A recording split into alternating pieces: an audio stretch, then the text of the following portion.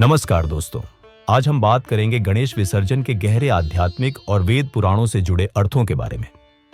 गणपति बप्पा केवल हमारे घरों के अतिथि नहीं हैं, बल्कि वे हमें जीवन के गहन सत्य भी सिखाते हैं। वेदों में कहा गया है ध प्राकृतम तस्मिन् एव लीयते, यानी जो भी वस्तु जिस तत्व से उत्पन्न होती है अंततः उसी में विलीन हो जाती है।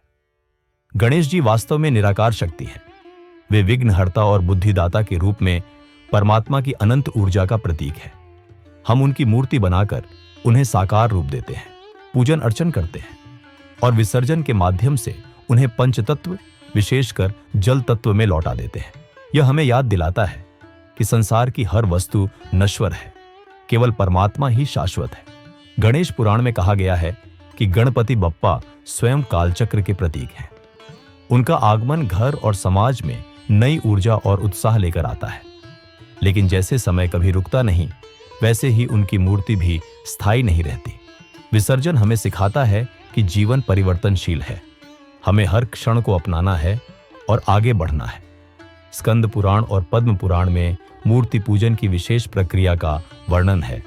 पहले आवाहन द्वारा देव शक्ति को मूर्ति में आमंत्रित किया जाता है, फिर पूजन अर्चन और स्तुति के बाद उद्वासन और विसर्जन किया जाता है।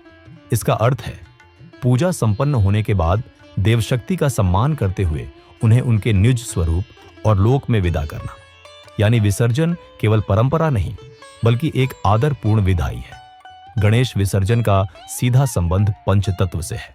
मूर्ति प्रायः मिट्टी यानी पृथ्वी तत्व से बनाई जाती है और फिर उसे जल तत्व में विसर्जित किया जाता है।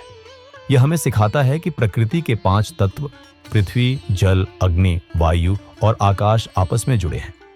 विसर्जन हमें प्रकृति का सम्मान और संतुलन बनाए रखने का संदेश देता है।